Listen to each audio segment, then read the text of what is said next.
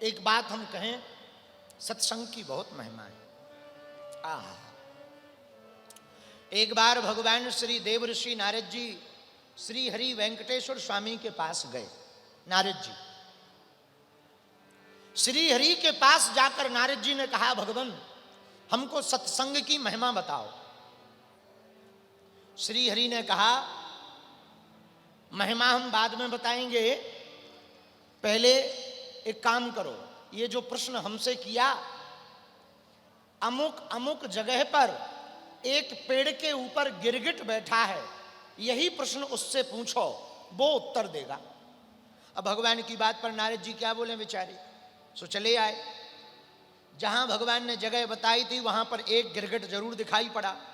तो नारद जी ने पूछा, हे गिरगिट जी, सत्संग की महिमा बताओ। जैसे ही इतना कहा, सोई गिरगिट मर गया।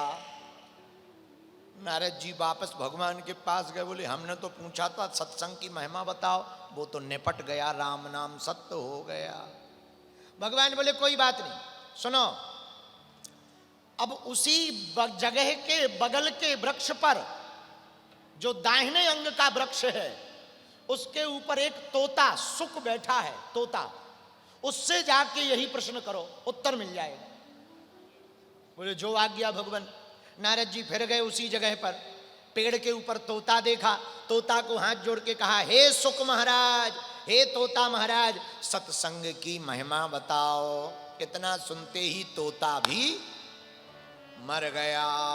अब नारद जी की बेचैनी बढ़ गई कि हम प्रश्न पूछते हैं, ये मर जाते, बड़ी आफत है। नारद जी वापस श्री हरि के पास आए, प्रभु वो भी मर गया और हमें तो बड़ा डर लगने लगा, अब आपसे भी पूछने का डर लगने लगा, कहीं हम आपसे पूछे हो कहीं। भगवान बोले ना ना ना, घबराओ ना, घबराओ ना, जाओ, अमुक देश के राजा के यहाँ पर अभी अभी एक छोटे बच्चे का जन्म हुआ, उससे ये प्रश्न करो, वो उत्तर देगा। नारद जी बोले हमें उत्तर चाहिए नहीं। भगवान बोले क्यों? बोले दो से पूछा, दो निपट गए।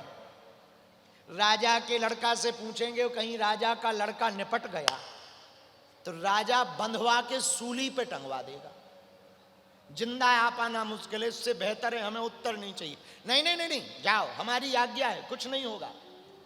भगवान श्री वेंकटेश्वर स्वामी श्री हरि ने कहा, जाओ, आज्ञा है।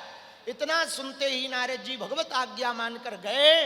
राजपुत्र को पालने में देखा, नन्हे से शिशु के रूप में राजपुत्र को देखकर कहा, भैया वैसे तो हमें बहुत डर लग रहा, फिर भी हम पूछ रहे, तुम मर ना जाना, सत्संग की महिमा क्या है?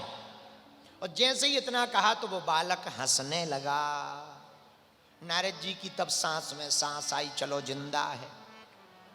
भैया सत्संग की महिमा बताओ। वो बालक बोला, नारद जी ये सत्संग की ही महिमा है। पहली हमारी जो जन्म योनि थी वो गिरगिट थी, आपके कान में सत्संग शब्द जाने से हम तोता बने, और दूसरी बार जब आप तोता बने हुए के पास आए तो दूसरी योनि से भी हम सत्संग नाम सुनकर के मुक्त हो गए। उसी का ये प्रभाव है कि आज राजपुत्र हो गए।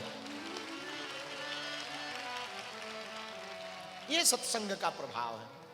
सत्संग का और नाम का दोनों का प्रभाव का कोई ये भाई बहुत इफेक्ट आ रहा, समझ नहीं आ रहा हमको। यहाँ सत्संग का और नाम का प्रभाव इतना है कि कोई इसकी महिमा का वर्णन नहीं कर सकता।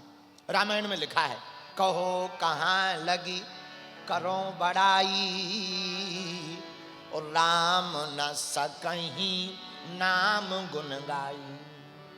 भगवान भी महिमा नहीं गा सकते, सत्संग की इतनी महिमा है, नाम की इतनी महिमा है, भगवान भी अपने मुख से नहीं गाते, दूसरों से कहलवा देते।